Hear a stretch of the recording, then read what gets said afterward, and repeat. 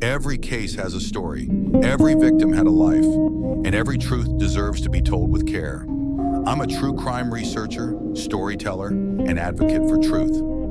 On this channel, we explore real cases with empathy, clarity, and respect. No sensationalism, no shortcuts, just honest storytelling that honors the lives behind the headlines.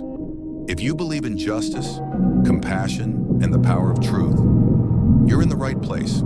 Collin County, Texas, is where McKinney is located, a picturesque urban sprawl that is marked by its friendly and welcoming atmosphere. The town is a melting pot of creativity and community, characterized by its unwavering love for high school football. Locals come together to support their beloved local team, the McKinney North Bulldogs, and engage in a dynamic community event that goes beyond mere recreation in a Texan community. Inside a small brick home on Truett Street, 4 people were murdered, execution style. 4 lives gone, no witnesses, no clear motive, and for years, no answers. This is the story of the McKinney murders, a case that began with love and family and ended with heartbreak, betrayal, and a truth no one saw coming. In a modest home on Truett Street lived 46-year-old Rosa Barbosa. She recently quit her job at a bank to live a more stressful life and start working as a clerk at Cliff's Check Cashing. She had no children of her own, but she was a beloved aunt to her nephews, Mark, Robert, and Leonard. Mark Anthony Barbosa was born on May 19, 1978, to Alejandro and Carole Opera.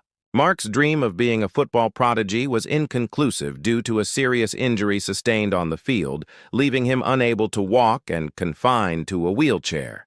Luckily, he was welcomed by his aunt. Mark eventually moved to live with Rosa during his recovery from being confined to his parents' home. The night of 12th of March 2004, Rosa welcomed 3 young guests, Matt Self, Austin York, and Mark's younger brother, Leonard Barbosa, all players for the McKinney North Bulldogs. They were bright, ambitious teens, bonded by friendship and football. But by morning, all 4 were dead. The McKinney North Bulldogs had a dynamic lineup of players in March 2004, including quarterback Leonard Barbosa, defensive back Austin York, and linebacker Matt Self. Leonard said, "We were the best of friends, the best competitors. We give it our all. We spend so much time together." Coach Mark Pratt said, "It was a special group. They would take the next step and gets us in the playoffs. No one wants to see the Bulldogs more in the playoffs than their biggest fan, Mark Barbosa. He was the loudest, proudest, absolute most extravagantly supporter. He'd dress up and paint his face to support the team. He attend every game." Matt transferred to McKinney in his freshman year and became friends with Leonard and Austin, who were friends since primary school. He was known for his aggression on the field and his friendly demeanor off the field. It was just another ordinary night for a tight-knit group of friends. Leonard described the events of that tragic day. "We were all play video games and just joking around when Matt and Austin decided they want pizza. Of course, Mark is a big guy. He wants pizza too, but Leonard said he will catch up later with them. After go out for pizza, Matt offered to drop Mark off at home, and that's when horror strike. Sergeant Drew Cadell, McKinney Police Department Shift Patrol Sergeant, settles in for the evening when he get an alarm call for Cliff's checks cashing business. When he arrived there, he see nothing out of order. Nobody stand around, no broken glass. It looks like a false alarm. Sergeant Cadell don't know it yet, but this is Rosa's place of employment. While at the scene, he received call of a shooting of multiple victims. Details are limited. All he know is that Robert Barbosa, Mark and Leonard's brother, returned home from work and found a bloodbath. Robert checked the victims. Matt Self is alive, just a few feet from Matt. He found 2 more bodies. Austin, on the floor, already dead, and Mark lay across the bed, looks as if he wants to get away from the shooters. Mark was shot twice, 2 wounds, 1 in back of his head, 1 in his right arm. According to the Dallas County Medical Examiner, Austin was shot 3 times with a gun, one of which was an intermediate caliber bullet. According to Lori Wilson, Austin's mother, her son frequently visited Leonard's house to play and chat, while Matt reportedly joined him in his father's pickup truck. Lori Wilson, mother of 18-year-old Austin York, told a Collin County jury that her son was hanging out with friends the night he was killed. After the rest of the family attended her daughter's soccer game, she testified that she thought about calling Austin to see if he would like to meet them for dinner at a local restaurant.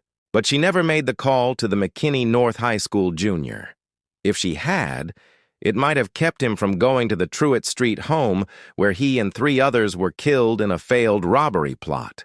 "I've struggled with that decision every day of my life," Wilson testified at the trial of Raul Cortez, one of 2 defendants. In the second bedroom, he found Rosa, 46 years old, the owner of the house. She is laying face down, duct tape around her head, covering her mouth and nose, zip tie around her neck. She was obviously beyond saving. Matt had a gunshot wound to the back right side of his head, recovered from his right lower eyelid, and the Dallas County Medical Examiner also found 5 .25 caliber shell casings and other bullets at the Truett Street shooting site. Matt's mom, Nancy, said she knew something was wrong. When Matt missed his 11:30 p.m. curfew, a few hours later, she got a call from a coach wife. She said, "What can I do to help?" At the time, Nancy didn't know what happened. Matt is airlifted to Baylor Medical Center of Dallas, where he sadly passed away the next morning. Detective Drew Caudell starts to investigate the crime scene. There was no fingerprints, no DNA evidence on the scene, just a lot of blood and bullets. However, they found DNA on the duct tape that was used to bound Rosa, but they could not find a match in the database. This evidence would help them later to convict at least one of the killers. Robbery was off the list. Nothing was missing from the house. Police consider other possibilities: drugs, revenge, or maybe a family dispute. Robert is related to 2 of the victims, and he made the 911 call. Detective Diana Tilton interviewed Robert. "At first, the timeline don't make sense. Detectives found a trash bag in the neighbor's trash can that contained a marijuana plant. He admit he first get rid of the marijuana plant. He was on probation at the time and don't want to get in trouble." Robert was cleared. For over 3 years, the case remained unsolved. Leads fizzled, suspects were ruled out, families mourned without answers. Then there was the clowns that wasted the investigators' time. James Jones was charged with kidnapping and facing a long sentence. He told police he was ready to strike a deal. He was an informant for the narcotics team and gave valid and useful information over the years. Detective Diana Tilton was one of the investigators to interview Jones. According to him, 2 acquaintances of him had shot the victims in the kitchen. He said someone in the house was dealing large amount of cocaine. He was sitting in the living room, drink beer. The 3 boys and Rosa was already inside the house. They were in the kitchen. His 2 acquaintances come into the house, went to the kitchen, get into an argument with someone in the kitchen, and then shot them, and they all ran out. That's when Detective knows. He knew nothing about the crime. There is no evidence that a crime took place in the kitchen. For years, this case was a mystery, a shadow hanging over the community. Investigators worked tirelessly, but the breakthroughs were agonizingly slow. It was the kind of case that kept people up at night, wondering who could commit such a heinous act and why. The pain for the families of Rosa, Mark, Matt, and Austin was unimaginable, and the desire for answers, for justice, only grew stronger with each passing day. Then, 3 years later, in 2007, a flicker of hope emerged. A woman named Talisha Haithcox, the girlfriend of a man named Eddie Ray Williams, came forward with a shocking confession. She told authorities that Eddie had admitted to her that he knew who was responsible for the murders. This was the critical turning point, the moment the dark clouds of uncertainty began to part. Talisha's courage to speak out, despite the terrifying implications, was instrumental in cracking this cold case wide open. Eddie Ray Williams, Talisha revealed, was not just an acquaintance. He was directly involved. He had confessed to her that he, along with brothers Raul and Javier Cortez, had planned and executed the attack. The details he shared were absolutely chilling, painting a vivid and horrifying picture of what transpired that fateful day. This wasn't a random act. It was a premeditated and tragically bungled scheme. The plan, as it unfolded, was twisted and cruel. Javier Cortez, one of the brothers, had allegedly been observing Rosa Barbosa, believing she routinely brought large sums of cash home from the check-cashing business she managed. Their initial objective was money. They ransacked the house, desperately searching for the cash Javier believed Rosa had. But when they couldn't find any significant sums, their desperation and violence escalated. They cornered Rosa, brutally forcing her to give them the key and the alarm code to the check-cashing business she managed. Imagine the terror she must have felt, knowing her life was in the hands of these desperate men. Rosa gave them a code, but it was a wrong passcode for the alarm. So when they went to Cliff's checking business, the alarm went off. That's when Sergeant Cadell received the alarm call. At this point, one of the men, in a horrific act, shot and killed Rosa. The violence was swift and unforgiving. As if the situation couldn't get any worse, just as the perpetrators were preparing to leave, an unforeseen event occurred. Rosa's nephew, Mark Barbosa, entered the home. He wasn't alone. He had come home with his friends, Matt Self and Austin York. They walked right into the middle of this nightmare, becoming unwitting witnesses and tragic victims. Without hesitation, the three intruders forced Mark Barbosa, Matt Self, and Austin York into a bedroom. What happened next was an act of cold-blooded cruelty. They were shot, executed in a desperate attempt to eliminate witnesses and cover their tracks. The perpetrators then fled the scene, leaving behind a horrific tableau of violence and death. Moments later, Robert Barbosa, Mark's brother and also a resident of the house, arrived home. What he discovered would haunt him forever. He entered the residence to find the four victims.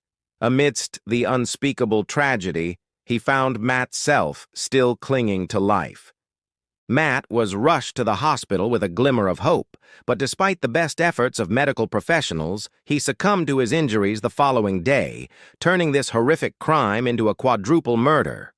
Eddie Williams and Talisha Haithcox officially went to the police station on June 14, 2007, to provide their cooperation. He told police officials that before the shooting, he had been at Raul Cortez's house in McKinney. The purpose of their gathering? To plan the robbery of Cliff's checking-cashing business, the very place Rosa Barbosa managed. Williams's account provided critical physical evidence. He described how, during their planning session, Raul Cortez had fired his .25 caliber pistol into the ceiling of his house at 312 South Kentucky Street in McKinney. His brother, Javier, stood outside to listen, ensuring the shot wouldn't be heard by neighbors. Police officials later recovered fragments of that bullet in the South Kentucky residence. These fragments were then miraculously matched to those removed from the bodies of victims Mark Barbosa and Austin York. This connection was irrefutable, linking the planning location directly to the murder weapon and victims. Williams was supposed to knock on Rosa's door, posing as someone searching for a lost puppy. This was the signal. Once Rosa opened the door, Javier and Raul were to storm in, grab her, and demand the money and the alarm code for the check-cashing business. But the plan spiraled into unimaginable violence. When Mark, Matt, and Austin walked into the house, Raul Cortez immediately started shooting them. With Rosa and the three young men dead or gravely injured, Eddie, Javier, and Raul fled the house, clutching Rosa's keys. Their next stop was the check-cashing business. They believed they had the key and the correct alarm code, the ultimate prize in their twisted scheme. However, Rosa, in her final moments, had given them the wrong code. They were only inside the business for a few seconds before the alarm blared, forcing them to flee empty-handed. That's when Sergeant Cadell received the alarm call. In his confession, Williams admitted to shooting Austin York. He explained that his main reasoning was a chilling one. The Cortez brothers would have killed him if he hadn't complied. Even Talisha Haithcox's 18-year-old son, Cody, supported this, telling authorities, "I heard Shorty, Eddie Williams's street name, talk about Javier. He was his friend. If anything, I think they made him do it. He's not that type of guy." These statements painted a picture of a man caught in a terrible situation, coerced into unthinkable acts. With Eddie Williams's detailed confession and the corroborating evidence, Javier Cortez, 31, Raul Cortez, 26, and Eddie Williams were all arrested and charged. The wheels of justice, though slow, were now turning with full force. Eddie Williams ultimately pled guilty to 3 counts of murder in 2010 and was sentenced to 20 years. His cooperation with the authorities was a significant factor in his sentencing. He later testified in court, providing a harrowing account of the events. He stated, "Raul gave me the 25 and told me to shoot them, and chillingly added, 'I shot Mark once and the other one twice.'" Williams also recounted the aftermath. The trio drove Matt Self's truck to the check-cashing business. He testified that Javier Cortez went inside, but returned to the truck empty-handed after the burglar alarm sounded, confirming that Rosa had indeed given them the wrong code. They then ditched Self's truck at a Dallas apartment complex. As they drove along a highway, Raul Cortez, in a desperate attempt to destroy evidence, began breaking the guns down and throwing them out the window. Before he was dropped off at his home, Javier Cortez delivered a final, chilling threat. "He wanted us to die with this on our conscience." Williams testified that he carried this terrible secret for years, unable to speak of it until 2007. The death of his father acted as a catalyst. He stated, "I felt I had to get something off my chest." And it was then that he confided in his girlfriend, Talisha Haithcox, who bravely contacted McKinney police. His testimony and cooperation were pivotal. The Collin County District Attorney's Office confirmed that Williams' voluntary cooperation with police helped them solve the Quadruple murder and led directly to the 2009 conviction and death sentence of Raul Cortez.